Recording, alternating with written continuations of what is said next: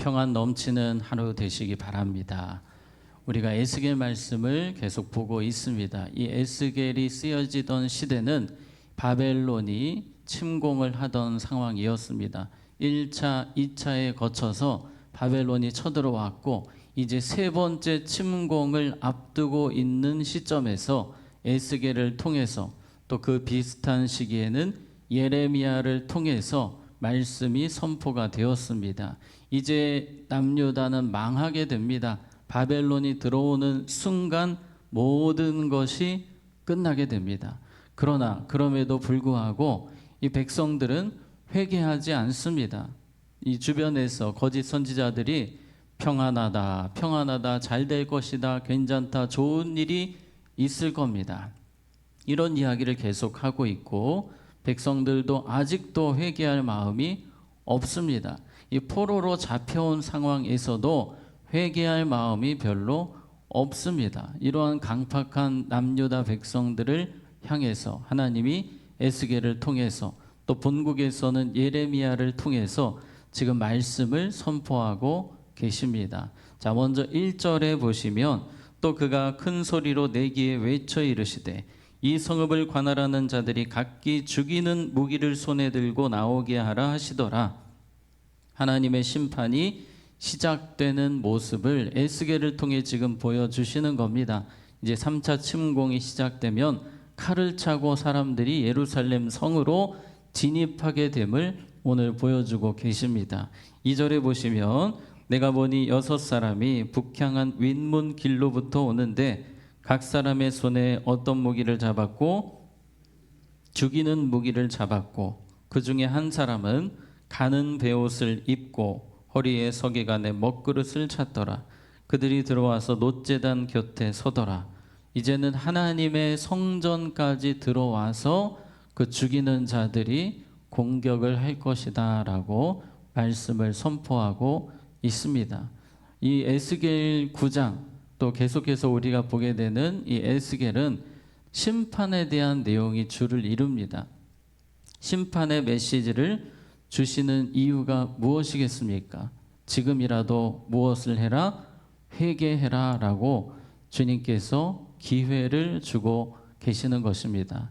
그래서 오늘 우리가 이 9장의 심판의 메시지를 보면서 하나님께서 회개하라, 돌아오라 라고 말씀하시면서 또 특별히 강조하시는 부분들이 있습니다. 그 9장의 중요한 포인트가 있는데요. 우리가 오늘 그 부분을 중점적으로 보도록 하겠습니다. 자, 먼저 하나님은 이 9장 말씀을 통해서 한 영혼이라도 더 주님 앞에 회개하고 돌아오기를 원하셔서 계속해서 이 심판의 메시지를 전하고 계시는 것입니다. 그런데 이 남유다 백성들이 어떤 죄를 지었길래 하나님께서 이렇게 심판을 작정하시고 준비하시고 선포하시는 것입니까? 우리가 어제 8장에서 그 죄악상이 많이 나왔는데요. 그 중에서 한 가지를 살펴보면 8장 16절 같이 읽겠습니다. 시작. 나를 데리고 여호와의 성전 안뜰에 들어가시니라. 보라, 여호와의 성전문 곧 현관과 제단 사이에서 약 25명이 여호와의 성전을 등지고 낯을 동쪽으로 향하여 동쪽 태양에게 하나님을 예배했습니까? 아닙니다. 태양신에게 예배하는 이 제사장들의 모습이 나옵니다. 하나님을 예배한다고 성전에 있는 사람들이, 성전에서 일하는 사람들이 태양에게 절을 하더라. 하나님을 등지고 당장 하나님께서 벼락을 내리시든 번개를 내리시든 죽이셔도 마땅한 행위인데 주님께서는 또 기회를 주시는 것입니다. 돌아오라 말씀하십니다. 회개하라 말씀하고 계십니다. 주님은 지금도 이 마지막 때를 살아가는 우리에게 때로는 설교를 통해서, 큐티를 통해서, 성경을 읽는 시간들을 통해서 우리에게 회개의 기회를 주십니다. 먼저 믿은 우리도 깨달을 수 있도록 주님은 계속해서 회개하라, 변화되어야 된다라고 말씀하십니다. 또 믿지 않는 자들을 향해서도 돌아오라라고 기회를 주시는 하나님이십니다. 지금 이 시대는 지금 이 9장에 나왔던 이 남유다의 죄악상과 비교해 볼 때 더하면 더했지 덜하지는 않습니다. 지금도 하나님의 진노가 있고 하나님의 심판이 기다리고 있는 상황입니다. 그래서 우리는 지금 이 시대를 살아가면서 죽어가는 자들, 심판을 향해 달려가는 자들을 위해서 더 관심을 갖고 기도하고 돌아보는 삶을 살아야 합니다. 하나님의 마음은 이렇습니다. 디모데전서 2장 4절 우리 한번 같이 읽겠습니다. 시작. 모든 사람이 구원을 받으며 진리를 아는 데 이르기를 원하시느니라. 아멘. 한 영혼이라도 더 돌아오기를 주님은 지금도 기다리시고 기다리신다는 것입니다. 우리가 이 시대를 살아가면서 깨어 있다는 것이 무엇이겠습니까? 영혼에 대해서 관심을 갖는 것입니다. 많은 크리스천들이 나는 구원받았으니까 끝이라고 생각하고 내 신앙만 유지하며 살아가는 그런 성도들이 많은 시대입니다. 그러나 깨어있는 사람들은 주변을 돌아보는 것입니다. 우리가 기도해야 할 대상을 찾는 것입니다. 회개해야 될 사람들, 심판 앞에 서 있는 사람들을 주님 앞에 이끌도록 힘쓰고 기도하는 삶을 살라 주님 말씀하십니다. 오늘 4절 같이 읽겠습니다. 4절입니다. 시작. 너는 예루살렘 성읍 중에 순행하여 그 가운데에서 행하는 모든 가증한 일로 말미암아 탄식하며 우는 자의 이마에 표를 그리라 하시고. 아멘. 자, 이마에 표를 그리라 하셨는데 노란색 부분에 보시면 어떤 자에게 이마에 표를 그리라 하셨습니까?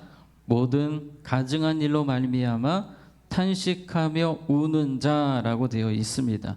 하나님이 이 사람들은 구분을 하시겠다는 거예요. 수많은 사람 중에 심판받는 무리들 중에서 하나님께서 이 사람들은 따로 선택을 하시고 구분을 하시고 보호하시겠다라고 말씀하십니다. 어떤 사람이었습니까? 탄식하며 우는 자, 주변에 사람들이 죽어가든 말든 관심 없는 자 아니고 탄식하며 우는 자, 죄에 대해서 아파하고 주님 앞에서 범죄하는 자들을 바라보면서 눈물로 회개하며 기도하는 자, 이런 사람들을 하나님께서 구분하시겠다는 것입니다. 세상에 많은 크리스천들이 있지만 하나님께서 따로 구분하시는, 하나님께서 특별하게 여기시는 사람이 있다는 것입니다. 그분들이 누구입니까? 이 세상을 바라보며 아파하며 기도하며 회개하며 전도하는 자들, 주님께서 그들을 기뻐하시고 하나님께서 특별히 귀하게 여기신다 말씀하십니다. 이 예레미야가 그랬습니다. 수많은 사람들 중에서 예레미야는 이 이스라엘을 사랑하는 사람이었습니다. 우는 자였습니다. 눈물로 기도하며 탄식하며 하나님의 말씀을 전하는 삶을 살았습니다. 그 말씀을 전할 때마다 사람들이 몽둥이를 들고 쫓아오기도 하고 죽이려고 구덩이에 넣기도 하고, 그래도 끝까지 탄식하며 기도했던, 전했던 예레미야를 주님께서 진노 중에 보호하시고 끝까지 지켜주셨습니다. 예레미야 1장 8절 같이 읽겠습니다. 시작. 두려워하지 말라. 내가 너와 함께하여 너를 구원하리라. 나 여호와의 말이니라 하시고. 아멘. 하나님은 이 약속대로 예레미야를 끝까지 보호해 주셨습니다. 3차 바벨론 침공이 있고 나서 모두가 포로로 다 끌려갈 때에 하나님이 예레미야는 따로 빼주십니다. 포로로 잡혀가지 않도록 본국에서 살 수 있도록 하나님께서 하나님의 날개 아래 보호를 해주시는 거예요.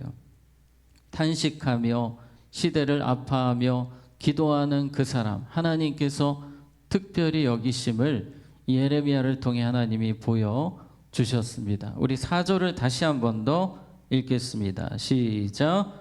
여호와께서 이르시되 너는 예루살렘 성읍 중에 순행하여 그 가운데서 행하는 모든 가증한 일로 말미암아 탄식하며 우는 자의 이마에 하시고. 아멘.